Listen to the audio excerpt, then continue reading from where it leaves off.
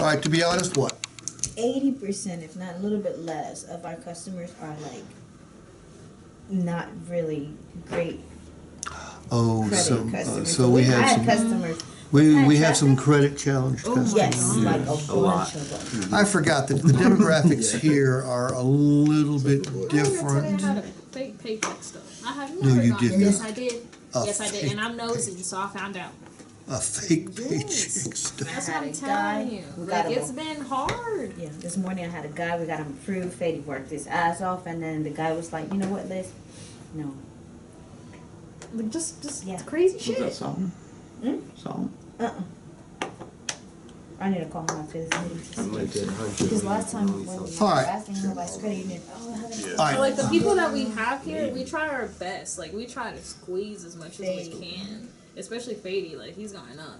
But, like, it's just been a very difficult month this month. Okay, and I think that we'll probably see some difficult months Yes. in the future. How well do you guys work your service customers? I feel like They rarely ever want to do anything with us, though. I feel like our service advisors don't really endorse sales. Okay, well, no, I don't So care. like, whenever I have like a deal with like Robbie, like anybody he brings me, like I give him like extra. Right. So every time he has a customer, like he knows like somebody was like. What about Ashley? I mean, she came from the sales side. No, my guy's Robbie. Okay, your guy. My guy's Robbie. I only deal with him. But he always knows, like he's always like telling me, hey, this person might be interested, or this person might be interested. Okay, are we putting little notes out there on every customer's car saying we'd like to buy your car? No, I don't think we put notes out there. With That almost all worked the other day, customers. that they had good credit. Okay. Well, we got something to say. The other dealership, we were like forced into working into the service side.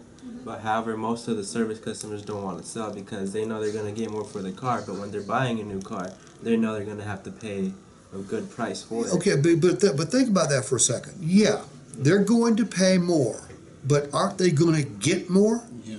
So it's still a good deal because whatever they're buying is going to hold its value longer. Some of the customers are also realizing what times we're in, and they Yeah. don't want a monthly payment. That's what I've encountered the most. I Well, don't there want will look. Sales is a game of numbers. Okay, there will be people who have no car payment, and they're perfectly happy with that because they're very conservative financially, and there may be some uncertainty in the near future. So that's not going to be a prospect.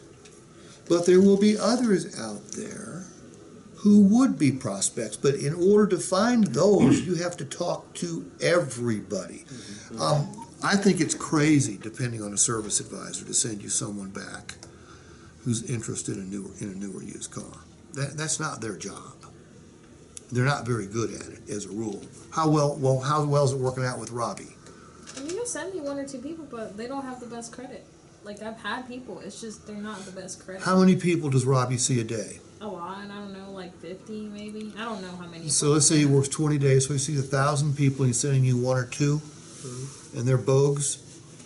Okay, well, Robbie's not doing his job, or Robbie's not doing what you want him to do. I mean, there are stores that are literally putting an appraisal on the seat of every single service customer. I mean, not if it's a 21 or a 22 Well, model maybe that's car. what they're trying to do with that, but Steven's not here. So if we get an appraisal, we gotta get a manager to go look at it, right? Because that's Yeah, well, what you we certainly, do. we as salespeople couldn't put appraisal. No, we can't. So I don't know. That's the whole thing that maybe they're trying to do. I saw something about like service BDC or something like that. But then we also need. Then at that point we need a manager that's here. And right now Steven's sick. So that's my thing. So like, okay, we can do that, but we just need at that point like a system maybe. A better process. Yes, for that. Because not every customer is going to want to follow the MotorTrend process that we do. If they're coming from service, they're not going to want 100% like all of a sudden want to be like, oh yeah, let's do it. It's going to be a different sale at that point. Oh, well, make no mistake.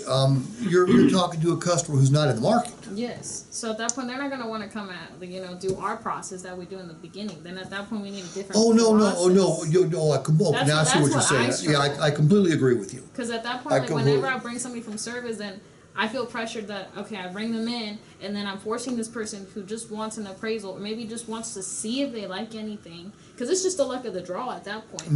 It's a numbers It's game. just a numbers game. Yeah. But at that point, that customer's not going to want to follow the process. And I'm not hating on the process. I love our process, but at that point, we need a different process. I absolutely agree. So we don't really have a process in place right now Yes. for a service, exactly. for a converting a service Yes. customer to sales. Yes. Okay, that's fair. That's what I think. Like, I feel like when I have talked to people, like, they're just, they're a little bit more like, oh, who are you? Why are you looking at my car? I don't have a payment, or my payment's already this. And I don't know. Okay. At that point, I Well, feel my like there just needs a payment's little, gonna go up. it's like they just need a little incentive, and I feel like we don't have a process for them. Because they might want to do that, like, you might want to start it over there, like, literally sit down with them at the table and do, you see what I'm saying? Like, do a process over there instead of bringing them to the lions, I guess, over here. I completely agree with you. I completely agree with you. The ones that I always sell are the ones that go to service, but they pull up front and center. You know what I mean? They don't go to the service bay, they pull it right in front of the door. And then they hop out and they're walking that way. And that's why when I kind of stop them, they tell me what's going on with the car.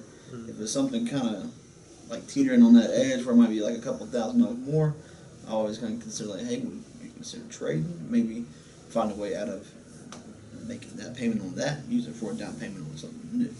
And then that kind of sparks an interest. Well it should. I know, I'm going to give you some examples of some processes. I know stores that when the repair bill is $500 or more, they offer to pay for the repair bill Yeah, that's us. if they trade the car in. That sounds good. Yeah, so That's a suddenly, deal. if it's $2,000 or $3,000, there's even more motivation there. Yeah. But even at $500, that can be Make no motivation. mistake, that vehicle is going to be subtracted now. So on the trading value. But, Well, yes, of course. which is good for us, Well, that's business. for sure. That's business. All right, you guys break for like 10 minutes while I think about